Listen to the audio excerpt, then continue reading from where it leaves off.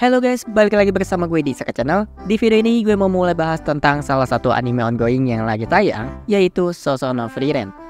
Tapi beda sama pembahasan yang biasa, kali ini gue nggak bakal bikin konten spoiler. Karena intinya di sini kita cuma bahas apa yang terjadi di anime dan mungkin beberapa detail kecil yang ada. Pertama, kita bahas tentang arti dari Sousou no Frieren itu sendiri.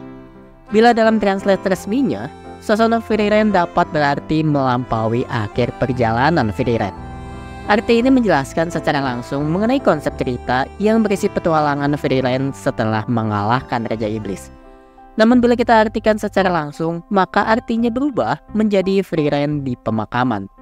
Arti yang lebih gelap dibandingkan arti resminya, karena hal ini menjadi gambaran bagaimana Frieren harus menghadiri banyak pemakaman karena umur panjangnya.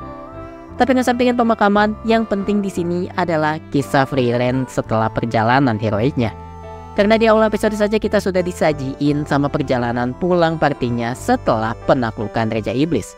Yang mana hal ini bisa dibilang cukup unik untuk cerita fantasi, karena apa yang biasa kita dapat adalah perjalanan menuju kastil Raja Iblis dan bukan sebaliknya. Sehingga kita bisa lupakan tentang Raja Iblis dan penaklukannya, karena serial ini berfokus tentang perspektif kehidupan dari ras berumur panjang. Atau pada episode pertama ini kita disajikan tentang bagaimana perbedaan perspektif di antara Frieren dan Himmel yang merupakan seorang manusia. Salah satu perbedaan ini bisa kita lihat di adegan pertama saat perjalanan pulang. Ketika Himmel berkata harus segera mencari pekerjaan, di sini Frieren tampak sedikit bingung ketika mendengarnya. Karena mungkin dalam pikirannya Himmel terlalu terburu-buru padahal baru ngelawan Raja Iblis. Dan pandangan ini sebenarnya nggak salah, karena logikanya Himmel nggak perlu khawatir tentang pekerjaan.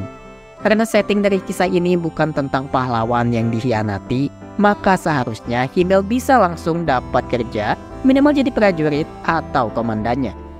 Tapi poin utama di sini bukan tentang bekerja, melainkan rencana hidup.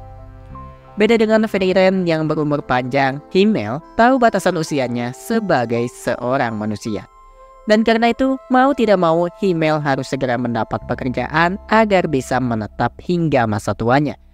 Hal ini tidak jauh berbeda dengan kondisi di dunia nyata, di mana umumnya kita sudah bisa mengira apa yang akan kita lakukan semasa hidup. Semisal dari kecil kita akan bersekolah hingga umur 20-an, kemudian kita akan bekerja dan menghabiskan usia hingga umur 50-60-an.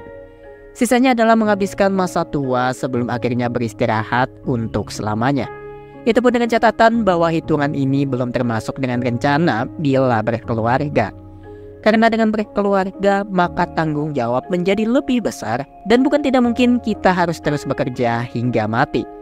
Dan inilah hal yang mungkin dirasa asing oleh Frieren karena dengan umur panjangnya, Frieren merasa tidak perlu terburu-buru apalagi sampai membuat rencana hidup hingga akhir hayatnya.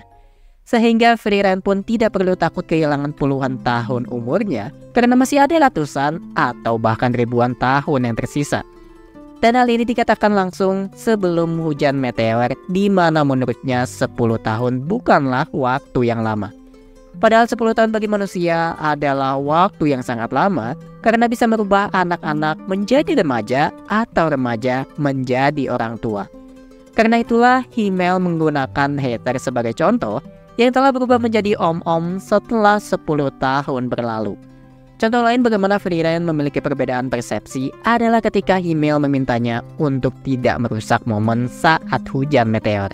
Karena berbeda dengan Frieren yang menganggapnya sebagai fenomena alam 50 tahunan, seorang manusia seperti Himmel hanya bisa melihat 2 kali sepanjang hidupnya. Sehingga Himmel begitu menikmati momen tersebut dan bahkan tertawa ketika mendengar tawaran Frieren. Karena bagaimanapun 50 tahun adalah waktu yang lama yang bisa merubah dirinya menjadi seorang kakek-kakek andai masih hidup. Selanjutnya, terdapat satu hal menarik yang terjadi saat perpisahan. Yaitu kita tahu bahwa Frieren berkata ingin mengumpulkan sihir dengan berkeliling selama 100 tahun ke depan. Yang mana hal ini sudah seperti tipikal karakter berumur panjang lainnya yang biasanya memiliki tujuan atau fokus dalam hidupnya. Salah satu yang bisa dijadikan contoh adalah bagaimana Jibril dari serial No Game No Life begitu menyukai pengetahuan. Sehingga setelah perang berakhir, apa yang dilakukannya adalah mengumpulkan pengetahuan hingga perpus pun menjadi targetnya. Lalu pada potongan adegan petualangan Frieren di sini kita bisa lihat satu detail kecil mengenai penjaga toko, di mana penjaga toko ini tampak sudah menua pada kunjungan kedua Frieren, yang menandakan bahwa Frieren benar-benar berkeliling dalam waktu yang lama, yaitu kurang lebih sekitar 40-50 tahun kurang sebelum akhirnya kembali bertemu Himmel yang sudah menjadi kakek-kakek. Sementara itu, dilihat dari ekspresinya, terlihat jelas bahwa Himmel tampak terkejut karena tidak percaya bisa melihat Frieren lagi. Walau paham bahwa 50 tahun bukan waktu yang lama bagi Frieren, namun bagi Himmel sendiri 50 tahun ini sudah seperti selamanya.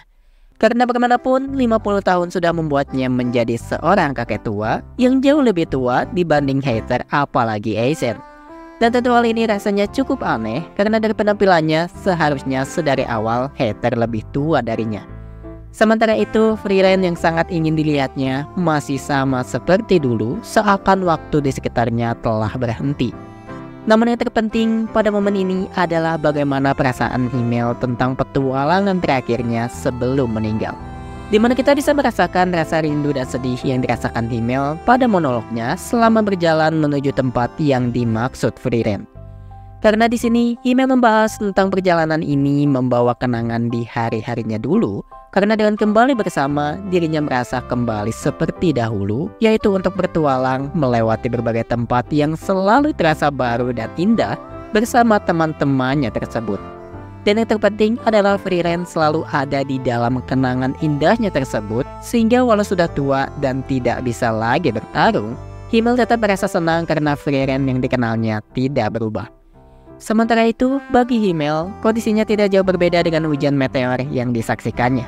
Karena sama seperti meteor tersebut, dirinya pernah bersinar dengan terang, namun sinar tersebut hilang dengan cepat. Dan mungkin inilah yang dilihat oleh Frieren, di mana Himmel yang dulu begitu bersinar, kini akan padam karena usianya. Dan inilah yang membuat scene ini ngena banget, di mana Himmel bisa mati dengan akhir yang indah di hidupnya. Bahkan saking ngenanya, mau diulang berapa kali pun, momen ini tetap terasa sedih. Tapi untungnya rasa sedih ini bisa keobatin sama tingkah Heather yang masih bisa ngelawak demi ngebela Frieren. Padahal Heather ini adalah uskup di kota suci yang berarti jadi panutan atau contoh buat warga di sana. Tapi memang inilah karakter Heather yang secara bahasa berarti ceria. Sehingga walau perannya adalah sebagai pendeta yang suci, sifat cerianya ini adalah ciri khasnya hingga akhirnya dipanggil pendeta korup. Tapi akhirnya kita lihat Heather pun cuma manusia yang juga takut akan kematiannya. Karena seperti yang dikatakannya pada Frieren, dirinya hanya bertingkah keren ketika berkata tidak takut mati. Karena bagaimanapun usianya semakin menua dan dirinya sudah melihat Himmel meninggal terlebih dahulu. Sampai-sampai setelah mengikuti pemakamannya, Heather sengaja melihat wajah Frieren karena berpikir dirinya akan segera menyusul. Hanya saja ternyata kenyataan cukup berbeda karena secara ajaib Heather masih hidup 20 tahun setelah kematian Himmel. Namun mungkin hal ini bukan sepenuhnya anugerah bagi Heather karena semakin tua usia dan semakin buruk kondisi tubuhnya membuatnya malah semakin takut dengan kematian. Bahkan bukan tidak mungkin Heather iri dengan Frieren yang sama sekali tidak berubah dengan umur panjangnya, karena setelah meminta Frieren menerjemahkan buku, apa yang diinginkan Heather adalah hidup sedikit lebih lama lagi karena keberadaan Fern. Dan bicara tentang Fern, bisa dibilang bahwa tindakan Heather ini adalah apa yang akan dilakukan Himmel pada posisinya. Karena mungkin semakin menua dirinya, Heather tahu bahwa Himmel akan melakukan hal-hal baik seperti ini. Karena tidak banyak juga yang bisa dilakukannya sekarang, termasuk kesukaannya yaitu minum-minum. Dan tentang Fern sendiri sebenarnya gue nggak bakal bicara banyak dulu. Ngesampingin bakat dan tekadnya, Fern ini kayaknya bakal jadi karakter yang kadang nyusahin diri sendiri. Karena di episode 1 aja kita bisa lihat Fern yang terlalu ngehargain orang lain termasuk Heather. Walau masuk akal karena Heather yang mungutnya, tapi bukan nggak mungkin juga nanti Fern bakal terus ngikutin Frieren. Padahal umur manusia itu terlalu panjang, dan di sisi lain Frieren pun bakal ngulang hal yang sama seperti apa yang terjadi dengan Himmel. Dan hal ini sangat berhubungan dengan tekad Frieren untuk lebih mengenal manusia setelah kematian Himmel. Mungkin pola pikir kita bakal beda, tapi yang namanya ras berumur panjang mungkin lebih baik buat gak terlalu dekat sama manusia. Karena semakin terikat seseorang dengan orang lain, maka semakin sakit juga ketika kehilangan. Dan hal ini sesuai dengan arti judul aslinya, di mana Frieren harus mengunjungi banyak pemakaman selama hidupnya. Terakhir, sebelum ditutup, ada beberapa hal tentang cerita ini. Pertama, nama karakter di serial ini kebanyakan berasal dari bahasa Jerman, yaitu Frieren yang berarti beku, Heter yang berarti ceria, Himmel yang berarti langit atau surga, dan Heisen yang berarti besi. Sehingga nama-nama ini pada dasarnya adalah penggambaran dari sifat atau ciri khas si karakter. Kedua, dari sudut pandang gue sendiri, pengkarakteran Himmel ini bisa disebut cukup pas. Dengan perannya sebagai pahlawan, Himmel benar-benar bisa jadi pusat bagi anggota partinya. Walau seakan dibuat terlalu baik, seenggaknya Himmel ini gak dibuat tolol dan punya pikiran yang cukup realistis. Tapi lucunya jenis karakter panutan kayak gini biasanya jadi korban dalam cerita. Karena contohnya pada serial Grimgar, Manato yang berperan sebagai panutan harus mati pada beberapa episode awal. Ketiga, berbicara tentang Himmel lagi, hal yang bikin gue penasaran apa yang dilakukan Himmel setelah berpisah dengan Frieren. Karena kita bisa lihat betapa sederhananya isi rumah Himmel. Padahal dengan pencapaiannya, dirinya bisa saja hidup dengan mewah. Di sisi lain, rumahnya pun tampak sepi seakan hanya dihuni sendiri. Sehingga terdapat kemungkinan bahwa Himmel sama sekali tidak menikah. Dan kalian pun tahu apa teori yang beredar, yaitu Himmel jatuh cinta kepada Frieren namun tidak pernah diungkapnya. Keempat, setelah reuni yang terjadi, tampaknya Eisen masih memiliki umur walau sudah menua. Yang terlihat adalah bagaimana Eisen kehilangan masa ototnya hingga tidak bisa lagi mengangkat kapaknya. Sehingga tampaknya di sini dwarf pun memiliki umur yang lebih panjang dibanding manusia. Terakhir, tampaknya Frieren hampir selalu bisa menepati janjinya kepada orang lain. Contohnya adalah bagaimana dirinya kembali sebelum hujan meteor dan bagaimana dirinya membawa alkohol untuk disiram ke makam Heter yang ternyata masih hidup. Padahal biasanya ras berumur panjang seperti elf akan lupa waktu, terlebih lagi Frieren yang menganggap 10 tahun seperti angin yang lalu.